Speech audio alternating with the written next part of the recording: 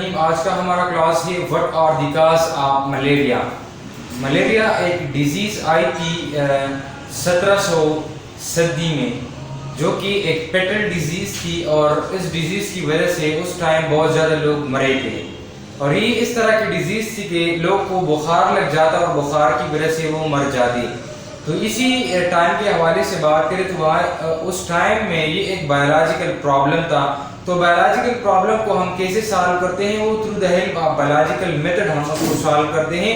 और biological method हमारे पास scientific techniques हैं, उसको हम अप्लाई करते हैं और उसी मसले को हम हल करने की तलाश हम उसको निकालते हैं।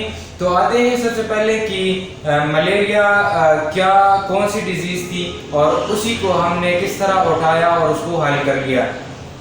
तो मलेरिया उसके हिस्ट्री की अगर हम उसको स्टडी कर लें तो एक पॉपुलर डिजीज़ था। कौन से ज़माने में?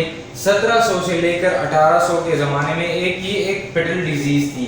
पेटल का मतलब क्या है? एक इस तरह की डिजीज़ थी कि और इसी वजह से लोग जो है वो मरने लग जाते। People of that time thought that malaria is caused by bad air। उस टाइम के जो लोग थे वो ये सोच रहे थे कि जो मलेरिया की जो बीमारी है वो गंदी हवा से फैलने वाली बीमारी है। मीनिंग ऑफ मलेरिया, मलेरिया एक इटालियन वर्ड है। मेला का मतलब होता है बेड यानी खराब, और एरिया का मतलब होता है आयर। तो इसका मतलब होता है मलेरिया का मीनिंग है बेड आयर। ठीक है, सॉल्विंग मलेरियल प्रॉब्लम। अच्छा, अब आते हैं कि हमने मलेरियल प्रॉब्लम को कैसे सॉल्व करना है। वो हम कैसे सॉल्व करेंगे? Through the help of biological method हम उसको सॉल्व करेंगे। तो बायोलॉजिकल मेथड में हम क्या करते हैं? सबसे पहले हम ऑब्जर्वेशन करते हैं, फिर इसी ऑब्जर्वेशन के बेस पर हम हाइपोथेसिस ले लेते हैं। हाइपोथेसिस के बेस पे हम क्या करते हैं? हम डिडक्शन करते हैं। डिडक्शन पे फिर आगे हम जाके एक्सपेरिमेंट करते हैं और फिर हम कहते हैं कि आया ये किस तरह के डिजीज़ है और हम उसको कैसे सॉल्व कर सकते हैं। तो ये सबसे पहले ऑब्जर्वेशन है। इनिशियल ऑब्जर्वेशन हमारे पास एक साइंटिस्ट था जिसका नाम था रोमेंस। उन्होंने इनिशियल ऑब्जर्वेशन की। उन्होंने क्या कहा?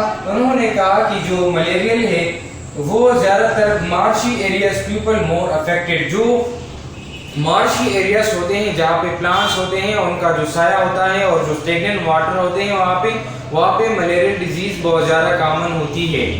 दूसरा उन्होंने ये बात कही, contaminated air and stagnant water of marshy area is the cause of malaria. जो कंटामिनेटेड वाटर एयर होती है, जो गंदी हवा होती है, और दूसरा जो कड़ा पानी के जो रिसोर्सेज होते हैं वो क्या है? Is the cause of malaria, वो मलेरिया की कॉज है। तीसरी बात उन्होंने ये कही, some volunteers drunk stagnant water but not affected from malaria. जो रोमेंस के कुछ वॉलंटियर थे उन्होंने इस बात की तस्दीक के लिए वो स्टेगनेंट वाटर पी के आया। रोमन्स के जो ऑब्जर्वेशन है वो ठीक है कि नहीं है। तो उन्होंने drunk water from stagnant water but he not affected from malaria. It means that stagnant water not affect to be drink it not affected malaria. इसी का मतलब ही है कि मलेरिया जो है वो स्टेगनेंट वाटर से नहीं फैलती।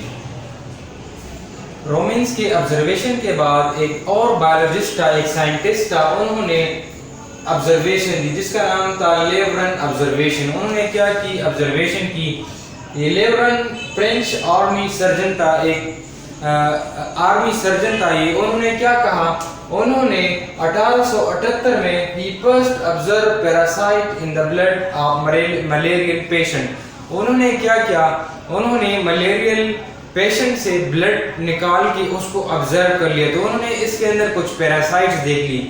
पैरासाइट्स वो माइक्रो ऑर्गेनिज्म होते हैं जो कि दूसरे लिविंग बॉडी के अंदर वो रहती हैं और इसी में बीमारी विकास करती हैं। तो वो अंडर माइक्रोस्कोप उन्होंने मलेरियल पेशेंट में वो उन्होंने पैरासाइट्स देख ली। उन्होंने इस पैरासाइट्स को एनीमेकुलस का नाम दिया। एनीमेकुलस का नाम दिया। बाद में एनीमेकुलस को उन्होंने प्लाज्मोडियम कहा। अब नेक्स्ट क्या हुआ हाइपोथेसिस बायोलॉजिस्ट जो है वो उन्होंने हाइपोथेसिस वो कर लिया किस बिहाफ पे कि malaria Plasmodium is the cause of malaria. ठीक है, क्या कहा बायोलॉजिस्ट ने, लेवल ऑब्जर्वेशन, उन्होंने क्या कहा था कि मलेरियल पेशेंट के अंदर वो प्लाज्मोडियम जो है वो मौजूद होती है, तो Plasmodium is the cause of malaria. Biologist सारे मुतफिका हो गए कि Plasmodium is the cause of malaria, और इसी तरीके से हाइपोथेसिस वो बन गया। हाइपोथेसिस एक परस की हुई बात होती है जो कि ठीक भी हो सकती है और गलत भी। ये कैसे साबित होगी वो आगे जाके हम डिडक्शन ले लेंगे और इस बिहाफ पे हम एक्सपेरिमेंट करेंगे। ठीक है, तो डिडक्शन, साइंटिस्ट ने डिडक्शन कर लिया। कौन सी डिडक्शन? डिडक्शन क्या होता है?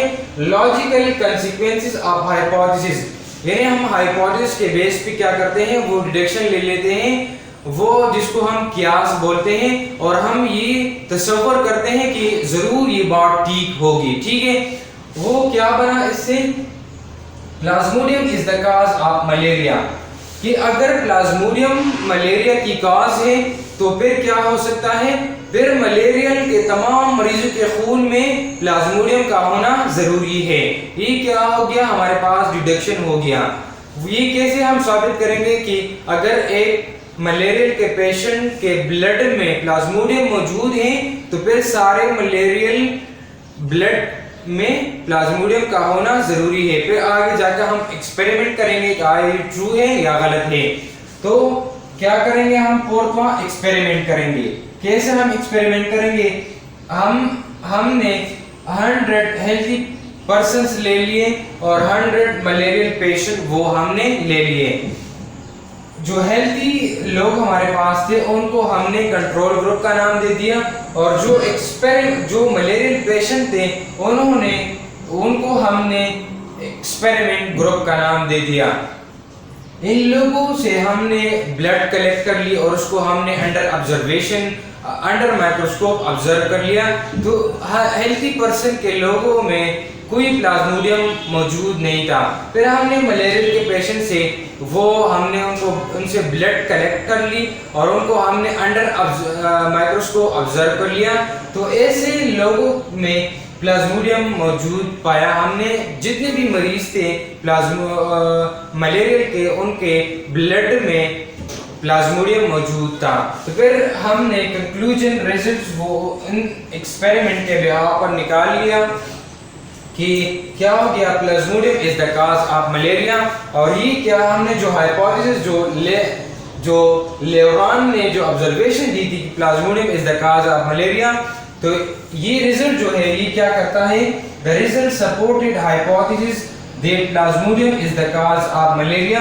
और इसी तरीके से जो है वो मलेरिया का कॉज मालूम हो गया। अब आगे हम जाएंगे कि मलेरिया वो कैसे लोगों तक वो एक ट्रांसफर होता है, वो आगे लेक्चर में हम उसको डिस्कस कर लेंगे।